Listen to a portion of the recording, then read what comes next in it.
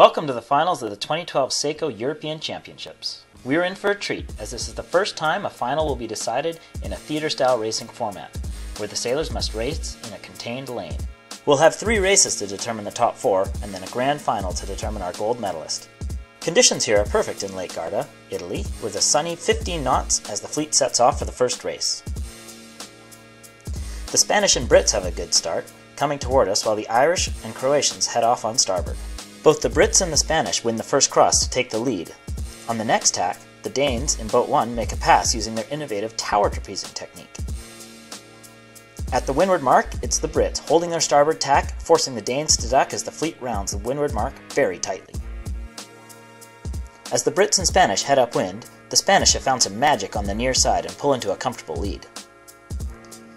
The Spanish round the windward mark and hang on for the win.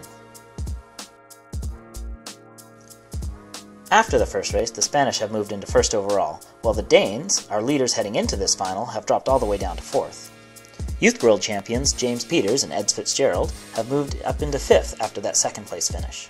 The fleet hits the line at full speed for the second race, with Croatia number 4 and France number 6 on starboard, while James Peters, the Brit, and Spain number 3 come at us on port. In behind, we see the Danes start to tower trapeze again.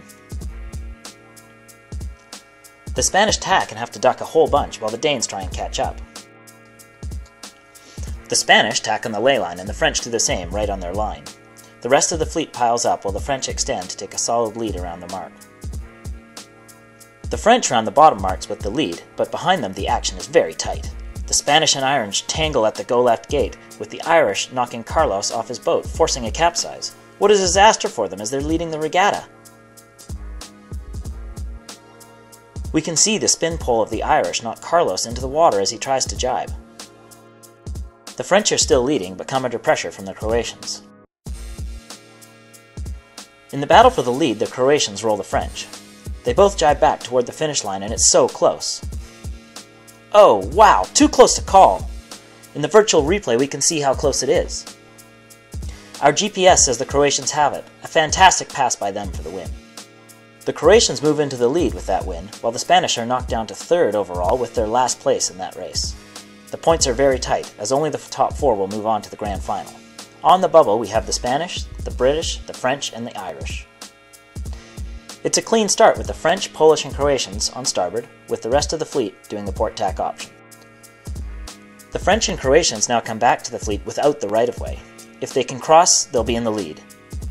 The Spanish put in a beauty tack right at the lane boundary.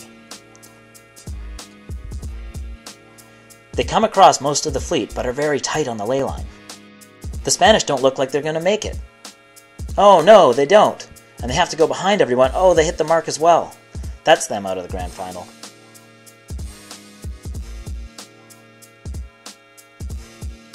The French round the bottom in the lead, with the Irish just behind them. As the fleet grows through the bottom mark, it's the Danes who lead overall, and the Brits, James Peters, who would be 5th if it finishes this way. Can he make a pass to make it for the final?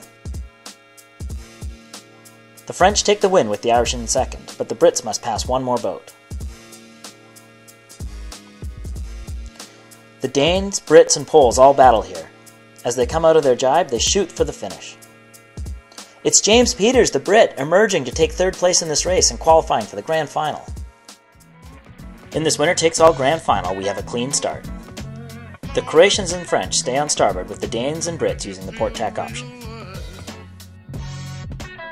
The French plant a tack right beside the Croatians, giving them control. Now it's the French with the right-of-way. Will they be close enough? Yes, they are. The Brits and Danes have to duck and go behind them, moving the French into the lead. The French shoot in and tack around the windward mark, with the fleet close behind. The fleet heads downwind in a row and jibe for position. The French hold their lead into the bottom mark. It's really close between the French and the Danish now. As they come together, the French cross. Here's Alan though, he's not giving up as he jumps up and starts tower trapezing again. The French retain their lead and round the top mark in 1st. On the downwind, they have maintained their lead, heading to the finish. And the French take the championship! Meanwhile, in the battle for bronze, it's the Brits and the Croatians are neck and neck. But the Croatians hit the mark. They must do a penalty turn, and the Brits head off for the bronze medal. And the French celebrate their win. Mathieu Frey, Jan Richaud, congratulations on your victory here at the 2012 European Championships. Tell me how you feel. Happy, I think, is the word, because there was a lot of pressure for us today. We were 6 before the theater style racing, so a lot of job to do. We don't do pretty well at the first one, then we say we won't give up.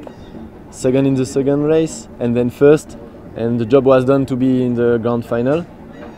Then one shot, so we took it.